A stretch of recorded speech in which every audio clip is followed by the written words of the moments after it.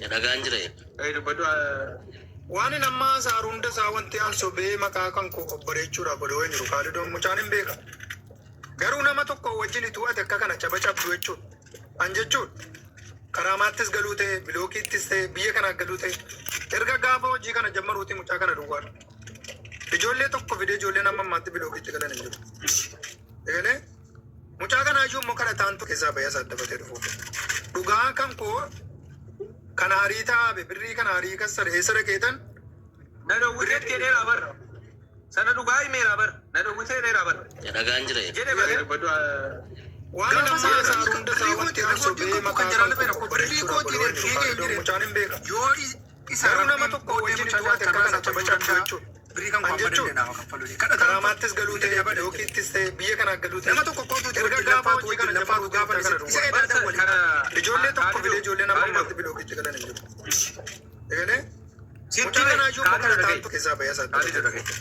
Dhugaa kan koo obboleettiin dhuguu kana harii taa'abe birrii kana harii kassare eessara keetan. Na dawwiteetti jedheera bara. Hin kaanne bara. Sana dhugaa himeera bara. Amma akka Maaliksi jedhe bara. Ilaali. Fira maal caba maal jedhama waan jedhamu. Birrii kooti kan jaallatame tokko birrii kooti akka kasaarri akka dhugaa kee balleessoo osoo hin taane mucicha kana gargaarii tolchuu danda'a. Birrii kan koo kenniif miidhamii kenniifi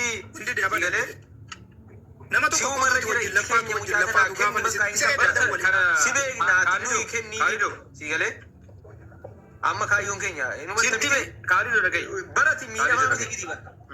Ilaal obboleettiin dhuguu dhugaati jechuudha. Eeyyen jetteetti jedhaa jira. Hin kaanne bara. Dhugaanis mucaan dhiqaa bara. Hin kaanne bara. Haalid. Amma akka Maaliksi jedhe fira maal cabaa maaltu qaba waan jedhantu jira. Eessi faanaa namni dubbataa jiru akka tiin kasaarre akka dhugaa kee balleessoo osoo hin taane nama dubbatteefitti bara. Mucicha kana gargaarii dubbii namaayyuu dubbatteefitti bara. Kenniif miidhamii kenniifi si galee Kali wakati mti dubbatu. Si'umarra jira ijji keenya mucaa kana kenni bakka miidhamii ammallee miidhamii ammallee mucaa kana galee arga keerraa amma kaayyoon keenya sababa boru waan inni ta'u beeku. Barati miidhamaa jiramus danda'a guyyaan inni galatoo miinatu sitti balleesse siin jedhus dhufuu danda'a.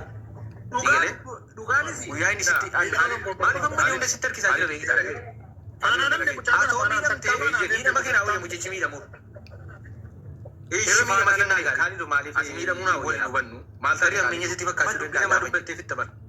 Dubbii namaayyuu dubbatteefitta bara. Waa biraa kee miti miidhama kan keessa jedhe sitti balleessa galee anni kama si gaafadhaa dubbatu waan jedhamu waliin. Mucaa kana walitti miidhamii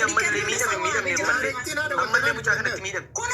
Harka keerraa dhufee bor sababa bor waan inni ta'u hin beektu si galee bor immoo jijjiiramus danda'a guyyaan inni galatoo miinatu sitti balleesse siin jedhus dhufuu danda'a.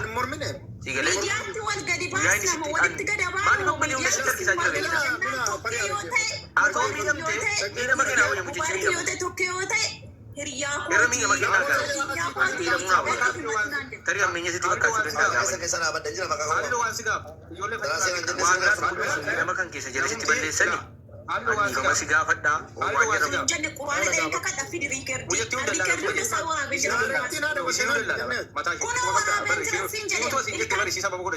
mataa isheettuu dallaala ishee. Mataa isheettuu.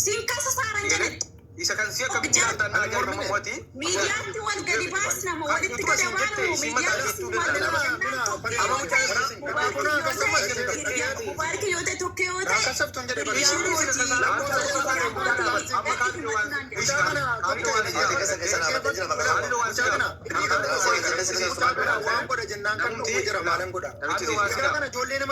Ijoollee mucaan kun hojjetti hunda laala. nama shan biraa deebisan Isinuu dallala bara. Mataa isheetti kuma qabda. Dhaggeeffannoo utuu asiin jettee bara isii sababa godhachuu qaba.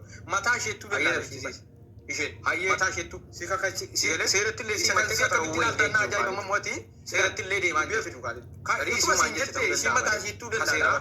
Seeratti deemaa jiru. Kanaafuu naa akkasumas isiin ijoolleetti nama kaa'etti nu ta'e ishii isa kasaaraa mucaa tokko yoo ta'an immoo mucaa gargaarii isiin jedhe. mucaa kana